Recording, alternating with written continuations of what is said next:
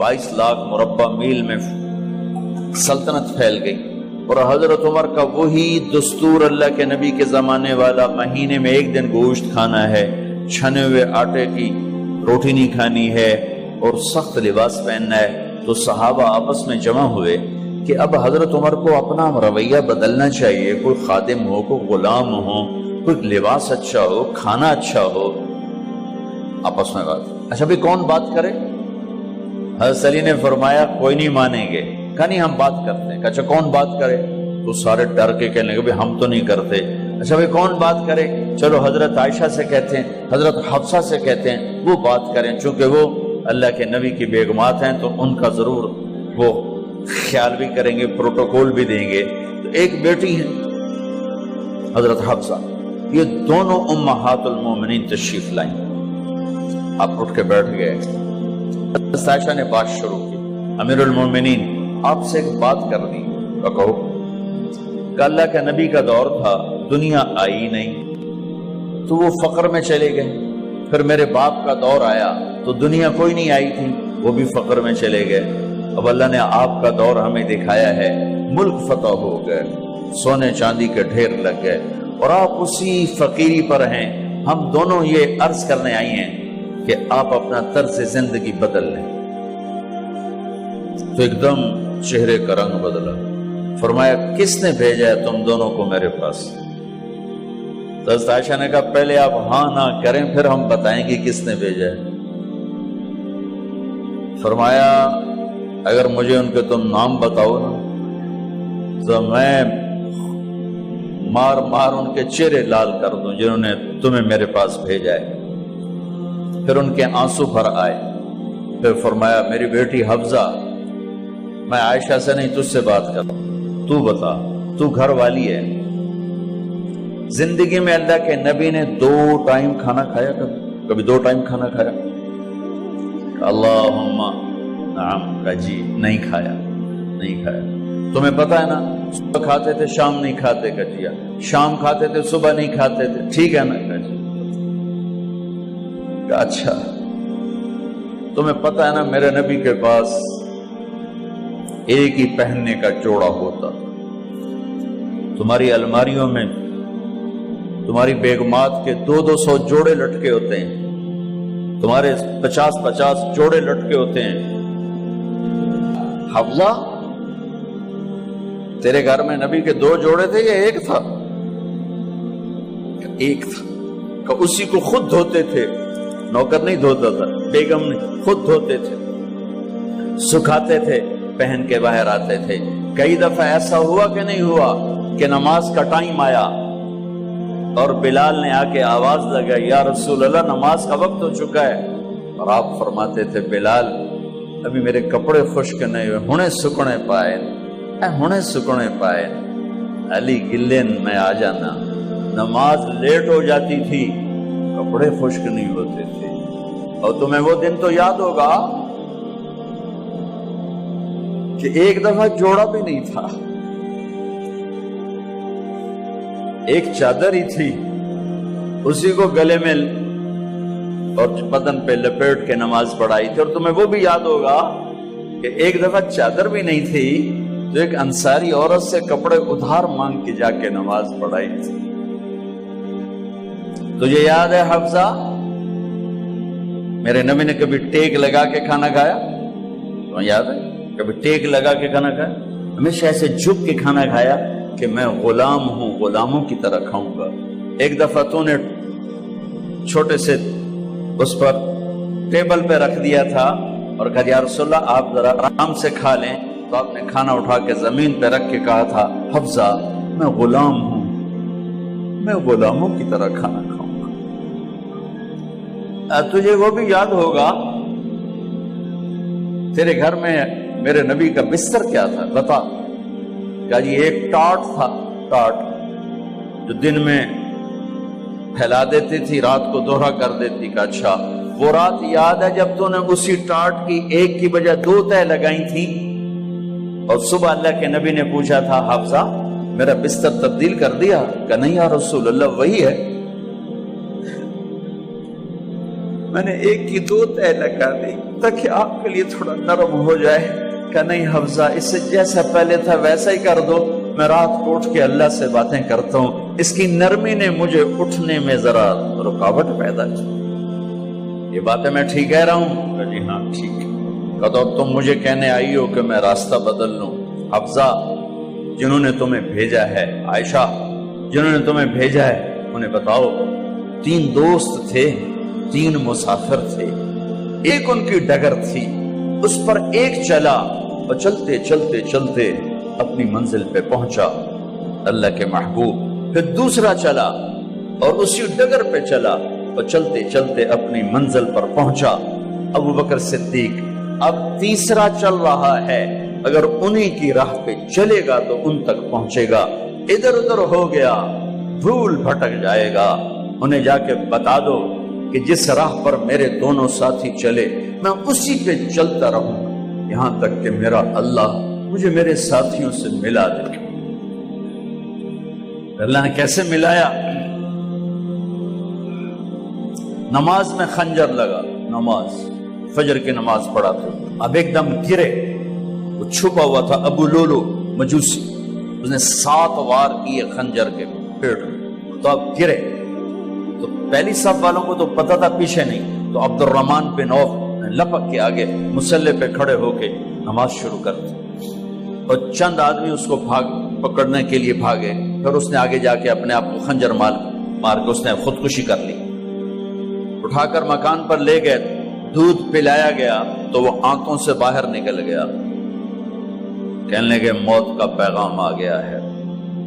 تو اپنے بیٹے کو بلایا کہ بیٹا جا کر اماں جان عائشہ سے کہو کہ عمر امیر المومنین نہ کہنا، اب میں امیر المومنین نہیں ہوں، کہنا کہ عمر بن خطاب اپنے دونوں ساتھیوں کے ساتھ قبر کی جگہ چاہتا. اگر مجھے اجازت مل جائے تو مجھے وہاں دفن کرنا، اگر اجازت نہ ملے تو مجھے عام قبرستان میں دفن کر دیں. عبداللہ بن عمر تشریف لے گئے تو اماں عائشہ بیٹھی رو رہی تھی.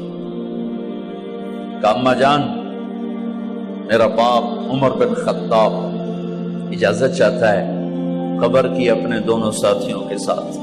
تو حضرت عائشہ رضی اللہ تعالیٰ عنہا رونے لگی، پہلے بھی رو رہی تھی. کہا عبداللہ یہ جگہ تو میں نے اپنے لیے رکھی ہوئی تھی کہ میں اپنے خامند اور باپ کے ساتھ میں بھی ایک کونے میں سو جاؤں گی، لیکن اگر عمر کی خواہش ہے تو اس جگہ کا عمر مجھ سے زیادہ حقدار.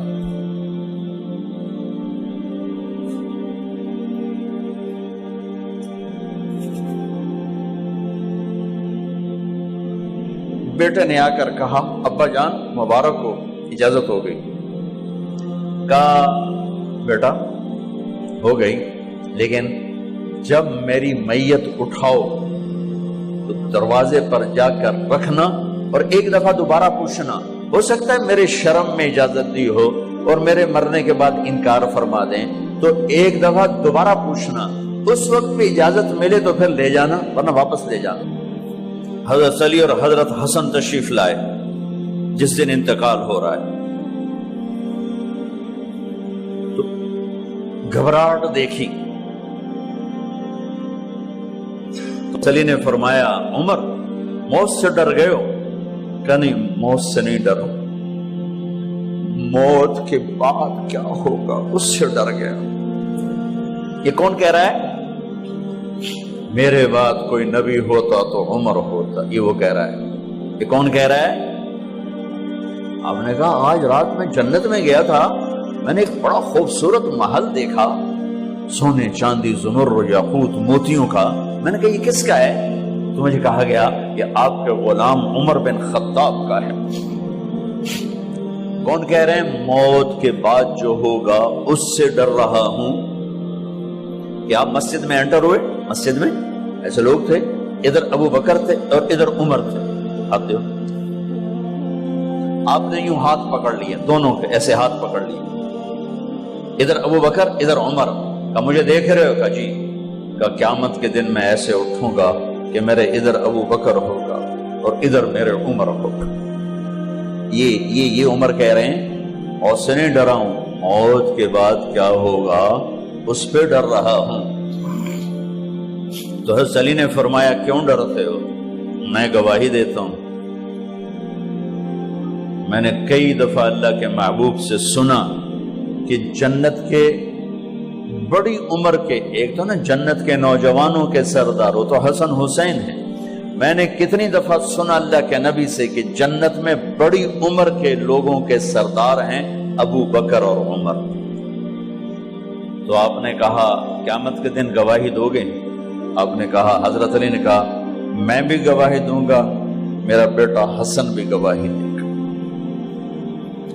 وہ حضرات تشریف لے گئے تو موت کی آہٹ کو محسوس کیا تو بیٹے کی گود میں سر تھا عبداللہ بن عمر کا بیٹا، یہ زمین پہ لٹا تھا۔ انہوں نے یہاں سے ہٹا کر یہاں سر رکھ دیا۔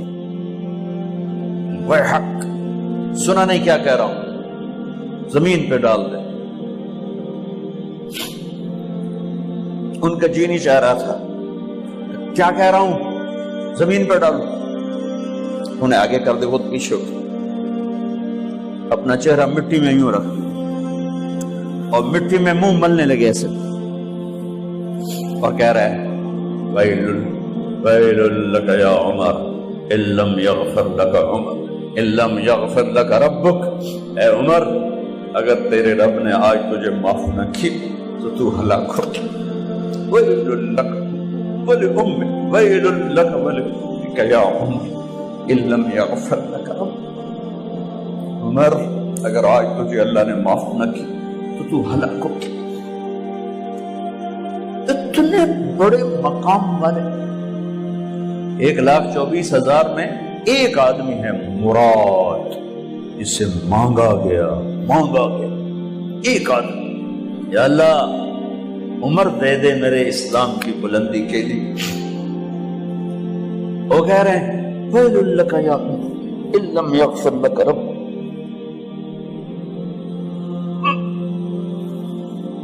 اے عمر تو برباد ہو گیا اگر تیرے رب نے تجھے معاف نہ کی۔ یہ کہتے کہتے کہتے کہتے جان نکل گئی۔ صہیب رضی اللہ عنہ نے آپ نے وصیت فرمائی تھی میرا جنازہ صہیب پڑھائے، رومی جنازہ پڑھایا گیا، کندھوں پہ اٹھایا گیا اور آ کر اماں جان عائشہ رضی اللہ عنہ کے دروازے پر عبداللہ بن عمر، باقی تو کوئی پتہ نہیں تھا کسی کو، گوے ٹھہر جاؤ جنازہ یہاں رکھ دو، پھر آگے بڑھے، دستک دی، اماں جان میرا باپ عمر بن خطاب دروازے پہ پہنچ چکا ہے، اندر آنے کی اجازت ہے۔ تو اماں جان عائشہ نے فرمایا مرحبا بعمر، ہم عمر کو خوش آمدید کہتے اور باہر تشریف لے گئیں۔ وہیں حجرہ مبارک میں قبر کھودی گئی۔ عبداللہ بن عباس فرماتے ہیں کہ میرے کندھے پر کسی نے ہاتھ رکھا تو میں نے یوں پیچھے مڑ کے دیکھا تو جناب امام المتقین حضرت علی کھڑے ہوئے رو رہے تھے اور فرما رہے تھے عمر مجھے پتا تھا تیرے سوا یہاں کوئی نہیں آ سکتا، مجھے پتا تھا یہاں کوئی آئے اور کوئی نہیں آ سکتا، چونکہ میں نے ہزاروں دفعہ سنا خرجت انا و ابو بکر و عمر دخلت انا و ابو بکر و عمر، میں نے ہزاروں دفعہ اپنے نبی کی زبان سے سنا میں اور ابو بکر عمر گئے تھے، میں اور ابو بکر عمر آئے تھے، میں اور ابو بکر عمر اندر گئے تھے، میں اور ابو بکر عمر باہر گئے تھے، میں نے اپنے نبی کے نام کے ساتھ تجھے اور ابو بکر کو اتنا سنا ہے کہ کسی کو نہیں سنا، لہذا مجھے پتا تھا تو اسی جگہ پہ آئے گا، تیری یہی جگہ ہے۔ میرے بھائی بہنوں، یہ وہ لوگ ہیں جنہوں نے رضی اللہ عنہ کا ٹائٹل جیتا اور پھر روتے روتے مر گئے۔ مجھے کیا خبر کیا ہونے والی، آپ کو کیا خبر کیا ہونے والی؟ بے شک میرا رب رحیم ہے، اس کے رحم کے تو فعلی کام بنے گا، کیڑیاں تقریراں تے کیڑے علم، کیڑیاں نمازاں تے کیڑیاں سجدہ، کم تو اس کی رحمت پر بنے گا، پر یہ اعمال اس کی رحمت کو لینے کا راستہ ہیں۔ یہ بھی ٹھیک نہیں ہے کہ اللہ غفور الرحیم ہے، آپ ہی معاف کرے گا، یہ یزید اور حسین کو برابر تو نہ کرے۔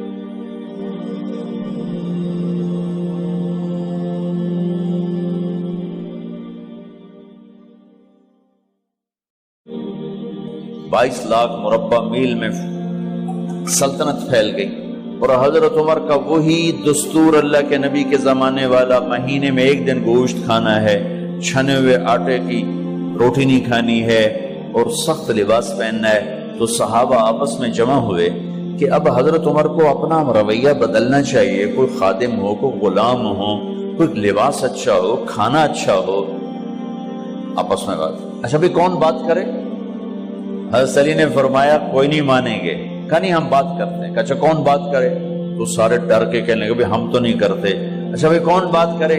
چلو حضرت عائشہ سے کہتے ہیں، حضرت حفصہ سے کہتے ہیں وہ بات کریں، چونکہ وہ اللہ کے نبی کی بیگمات ہیں تو ان کا ضرور وہ خیال بھی کریں گے، پروٹوکول بھی دیں گے۔